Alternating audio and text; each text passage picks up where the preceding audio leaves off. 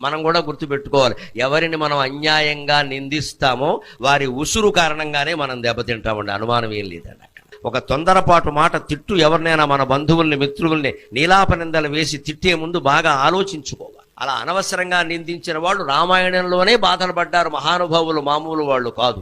అగ్ని ప్రవేశం అప్పుడు సీతాదేవిని అనేక రకాల మాటలు అన్నాడు రామాయణంలో రాముడు. ఇప్పటికీ దాన్ని విమర్శిస్తారు చాలామంది హేతువాదులు, వాళ్ళు పూర్తిగా చదవక విషయం తెలియక అన్నాడు. అనేక రకాల మాటలు అన్నాడు. భర్తగా నిన్ను కాపాడాను నేను, నీ ఇష్టం వచ్చిన చోటుకి వెళ్ళొచ్చు అన్నాడు. అంతకంటే అవమానం ఉందా? ఆ మాట ఎందుకు రాముడి నోట వచ్చిందో తెలుసా? సీతాదేవి ఇంచుమించు అంత మాటనే లక్ష్మణుడిని అందమ్మ. గమనించండి, రామాయణం చదవకుండా మాట్లాడక.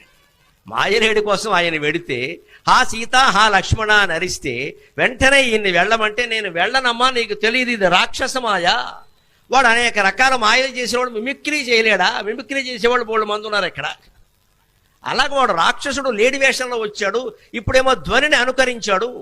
హా సీత హా లక్ష్మణ అంటున్నాడు. అది మా అన్నగారి గొంతు కాదమ్మా, నా మాట విను అంటే సీతాదేవి ఎంత మాట అందండి. వెళ్ళట్లేదని, మీ అన్నగారు చనిపోతే నన్ను పెళ్లి చేసుకుందామని చూస్తున్నావు, నేను అగ్ని ప్రవేశం చేస్తాను కానీ నీకు లొంగను అంది ఆవిడ. అంత మాట లక్ష్మణుడిని అనొచ్చా? అందువల్ల ఆవిడికి పట్టిన గ్రహస్థితి చూడండి.